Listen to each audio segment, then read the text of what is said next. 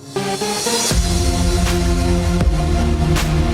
जो कहते ना कैसा वो जो एक धोबी ने कह दिया झूठ था, वो हुआ ही नहीं था। तो नमस्कार दोस्तों, स्वागत है आपका चैनल कनौजिया हिस्ट्री में। दोस्तों आज की इस वीडियो में हम लोग बात करने वाले हैं, क्या भारत के शूद्र अछूत भारत के मूल निवासी हैं?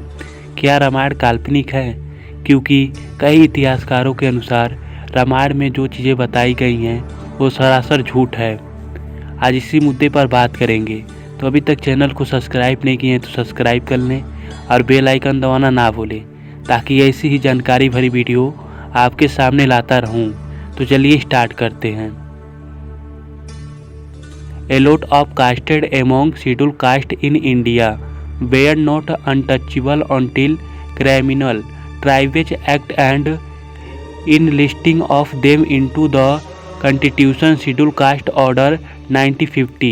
There are castes like धोबी, कोरी और कोरी, पासवान और Dusadh, Pasi, Julaha, Pallars of Tamil Nadu, Gond of Uttar Pradesh act, who were never trusted as an untouchable. दोस्तों इसका हिंदी में अनुवाद हम लोग जान लेते हैं।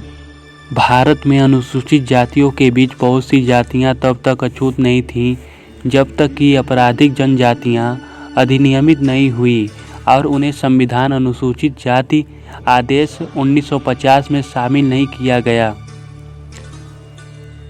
धोबी, कोली या कोरी, पासवान या दुसाद, पासी, जुलाहा तमिलनाडु के पलाश, गोंड उत्तर प्रदेश आदि जैसी जातियां हैं जिन्हें कभी भी अछूत नहीं माना गया।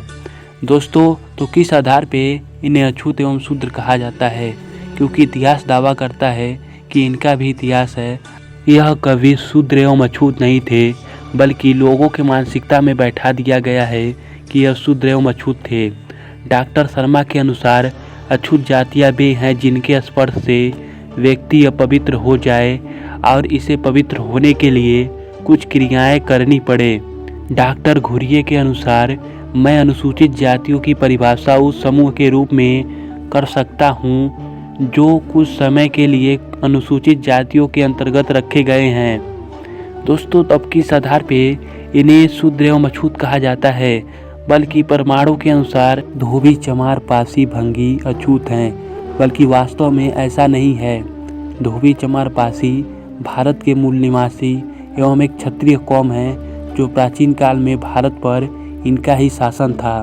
ब्राह्मण वर्ण जब शूद्रों को गाली देता है तो ओबीसी बहुत गर्व करते हैं कि शूद्र मतलब दलित, जबकि वास्तव में शूद्र ओबीसी हैं जिनकी माँ, बहन, बेटियों के साथ ब्राह्मण वर्ण ने अत्याचार किए। पता है एक और बताओ, ये जो कहते ना कैसा वो जो एक धोबी ने कह दिया झूठ था, वो हुआ ही नहीं था। वो है ही नहीं। आप अगर वाल्मीकि जी की उठाएं, प्रसंग वहाँ पे समाप्त होता है जब उनका राम वो आए, उनका मुकुट जब उन्होंने धारण किया और उन्होंने, it is not mentioned. I have heard this from Prem sir's mouth के रामानंद सागर जी didn't want to make Uttar Ramayan. He was pressurized by the then government of these people कि you have to make that also in DD. And they said अगर आप नहीं बनाओगे हम किसी और को दे देंगे DD में बनाने के लिए। तो he got so scared और खराब ना कर दे कि चलो मैं बनाता हूँ, but till he didn't want to make it. आज अंत में इतना ही कहेंगे दोस्तों। जय सिया राम। दोस्तों वीडियो देखकर आपको मालूम चल गया होगा कि रामायण एक काल्पनिक है, क्योंकि दलित तो अछूत थे और अछूतों की परछाई से ब्राह्मणवादी और उनके पूर्वज भगवान भी डरते थे। जब ब्रह्मा के मुख से ब्राह्मण पैदा हुआ तो भारत में ही क्यों हुआ? यह बात आपको सोचना चाहिए। जबकि ब्रह्मा ने ब्रह्मांड रचाया तो चीन, अमेरिका, थाईलैंड, जापान, दक्षिण कोरिया वगैरह वगैरह दुनिया की बाकी देशों में ब्राह्मण पैदा क्यों नहीं हुए? इस बात को हमें समझना चाहिए कि हमारे दिमाग को कैसे ब्रेन वॉश किया जा रहा है। इसीलिए महात्मा बुद्ध ने इन सब चीज़ों का विरोध किया और इन्हीं ब्राह्मणवादियों ने उनका अस्तित्व मिटा दिया ताकि बौद्ध धर्म भारत में फिर से स्थापित ना हो।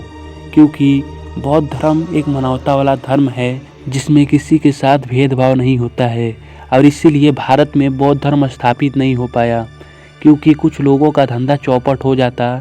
इसीलिए महात्मा बुद्ध ने कहा कि भले ही मुझे ख़त्म कर दो, लेकिन मेरे विचारों को ख़त्म नहीं कर पाओगे।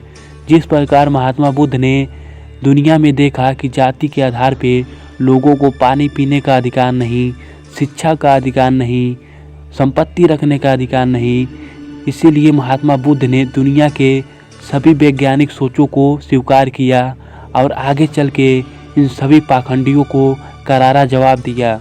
और इसीलिए भारत में बौद्ध धर्म स्थापित नहीं हो पाया, लेकिन भारत के अलावा बहुत बड़े बड़े देशों में बौद्ध धर्म स्थापित है, जैसे चीन, थाईलैंड, जापान, श्रीलंका, भूटान, नेपाल, अन्य देशों में भी बौद्ध धर्म स्थापित है।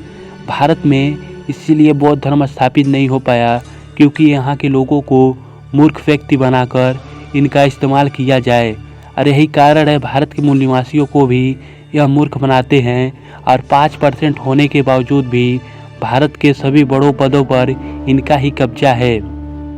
दोस्तों, क्या आपको मालूम है जिस SC ST OBC की बात करते हैं वह भारत के बौद्ध हैं। प्राचीन काल में यह लोग बौद्ध थे, लेकिन आगे चल के आर्यों के आक्रमण द्वारा इन्हें गुलाम बना लिया गया और इन्हें काल्पनिक चीज़ों में दर्शाया गया।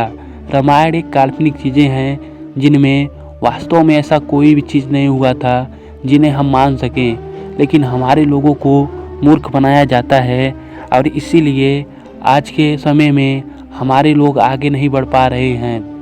दोस्तों, वीडियो आपको कैसा लगा कमेंट बॉक्स में ज़रूर बताएं।